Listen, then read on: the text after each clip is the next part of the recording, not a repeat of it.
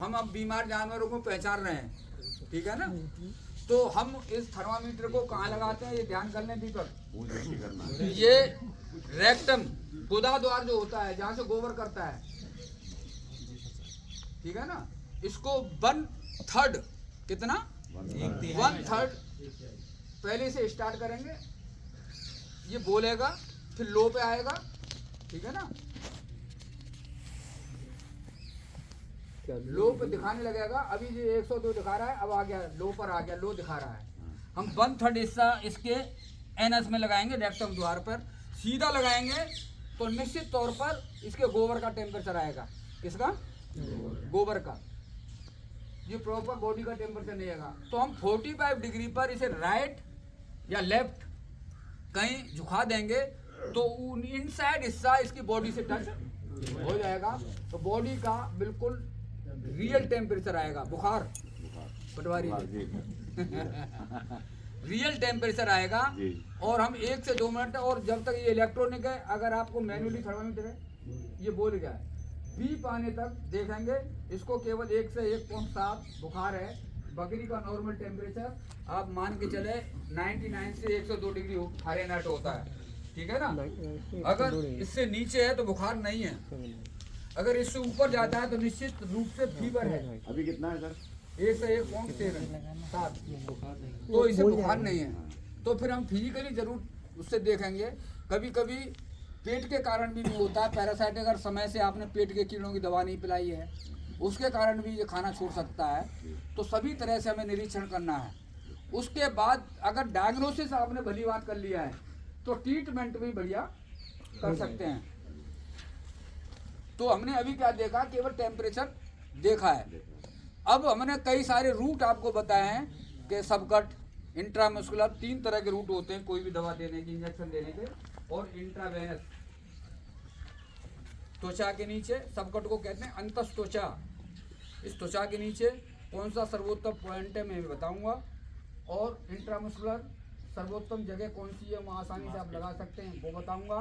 तीसरा आईवी केवल एक ही जगह है, गर्दन पर जुगुलर वेन होती है, 2 साइड वहीं लगता है और कहीं नहीं लगता, ठीक है ना। ये आपके जहन में अच्छी तरह से आना चाहिए। 3 तरह के इंजेक्शन आप लगाने आते हैं। वैक्सीन केवल 2 ही रूट से दी जाती है, सबकट और इंट्रामस्कुलर। कहीं आईवी माइंड में मत बैठाना वैक्सीन के लिए, ठीक है ना। अब मैं इसके जो दूंगा, विटामिन दूंगा, आप वैक्सीन मत समझना, लगा के बताऊंगा सभी जगह पर, जिससे आप अच्छी तरह से समझ जाए, ठीक है।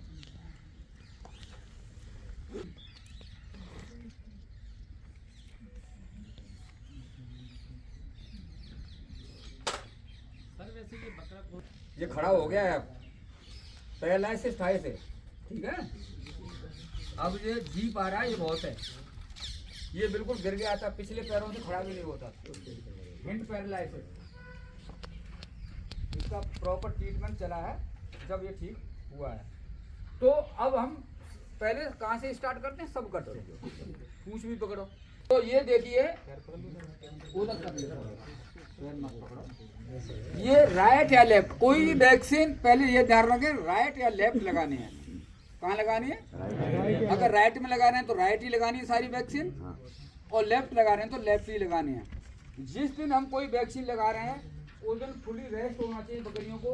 अगर आप पर कहीं चराई का साधन है तो निश्चित तौर से आप जंगल में चराने नहीं भेजेंगे, 24 घंटे उन्हें रेस्ट देंगे, ठीक है ना। क्या करेंगे? रेस्ट देंगे। और क्यों ऐसी परिस्थिति में इस पर स्ट्रेस भी होता है, और स्ट्रेस के साथ साथ थोड़ा बुखार भी हो सकता है, ठीक है। तो हमें वैक्सीन कहाँ लगानी है? राइट या लेफ्ट, एक ही साइड में। जो भी वैक्सीन लगानी है एक साइड में लगानी है। सर्वोत्तम पॉइंट ये जानना जरूरी है। और कोई भी वैक्सीन लगाने के बाद मालिश भी बहुत जरूरी है। दिखा दो, भी बता रहा हूँ, घुमा दूंगा, परेशान मत हो। ये अगली पैर देख रहे हैं आप, अगले पैर में यहाँ हड्डी है और ये पेट है, यहाँ भी कहीं लगाएंगे तो नहीं लग पाएगा। इन दोनों के बीच में ये लूज स्किन होती है, देखिए, ये देखिए, इधर भी दिखाओ, इधर घुमा हुआ, ये लूज स्किन होती है, ये देखिए, टांग और पेट के बीच में। उधर भी दिखा दो। और ऐसे मालिश कर दिया। मालिश बहुत जरूरी है। बाइक भी कभी कभी आपने मालिश में कोई वो साइड भरती है। हमने स्किन खींचा है, ये स्किन खींच लिया है, ये लूज स्किन है अगली टांग और पेट के बीच में, दिख रहा है।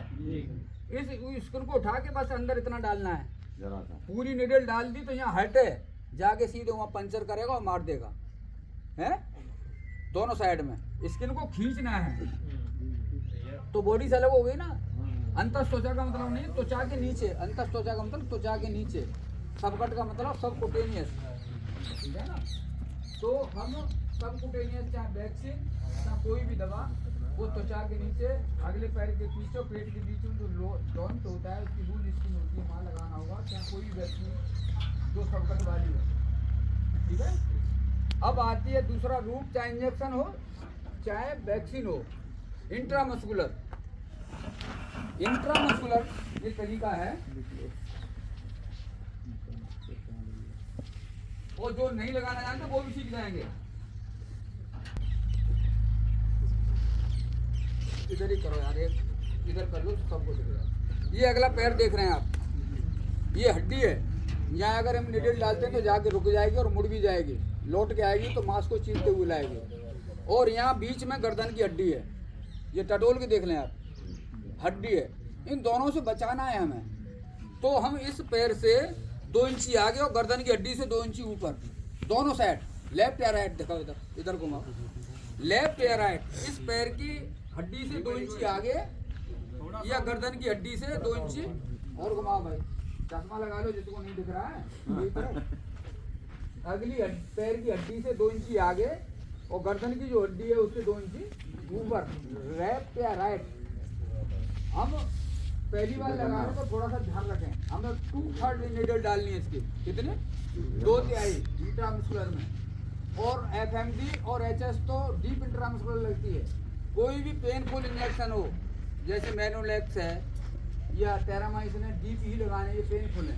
तो हम अगर आपको हेजिटेशन हो रहा है तो हम क्या करेंगे, तो जितनी नीडल डालनी है वहाँ उंगली लगा देंगे, सरजाई इधर देख लो, पहले उंगली लगा देंगे। जैसे हम निडल डालते हैं और निडल डल गई तो उंगली ने हमें जितना डालना रोक दिया, आप आसानी से लगा सकते, इधर देखा उंगली ने हमें रोक दिया है कि इससे ज़्यादा आप निडल न डालें, और उन्होंने इंजेक्शन लगा दिया है। आ रहा है समझ में।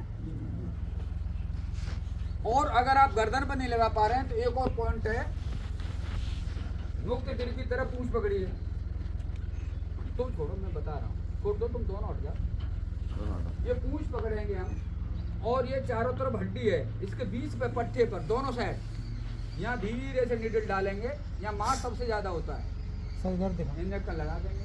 सर इधर भी कोई भी लगा सकता है।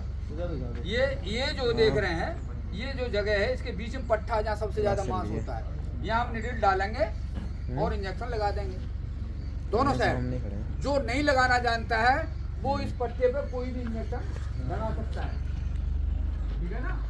तीसरा रूट क्या है, तीसरा रूट है इंट्रावेनस, या इमरजेंसी कंडीशन में जो बोतल भी चढ़ानी पड़ सकती है, या कोई ब्लड का सैंपल भी टेस्टिंग के लिए, वो मैं बता रहा हूँ। इसकी जो जुगुलर वेन एक लेफ्ट और राइट दोनों में होती है। अब पहले हमें उसे पहचानना है, क्या करना है, पहले पहचानना है। हम ऊपर से हाथ लाएंगे, गर्दन को यार यूं करो टेढ़ी, तो हम ऊपर से हाथ लाएंगे नीचे की तरफ, देखिए यहाँ हम हाथ रख लेंगे अंगूठा को, और जब तक वो वेन आपको हाथ नहीं आ जाए, ये देखिए ऊपर तक हिल रही है, दिख रही है ये,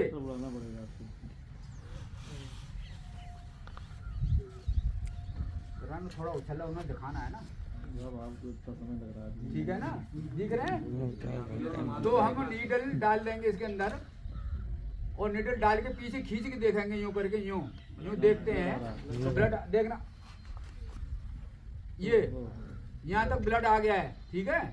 और फिर हम इंजेक्शन अंदर डालने से पहले हटा देंगे अंगूठे को, और धीरे धीरे से हम इसे इंजेक्ट कर देंगे। तो समझो हाँ नस में है। तो इसमें क्या है, क्या करना है,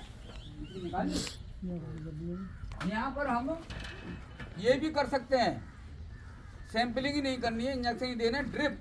आप इमरजेंसी कंडीशन में निकल गए, इधर ले आओ, आई भी खड़ा करो, ये करो, इसी कंडीशन में पकड़ो इसे।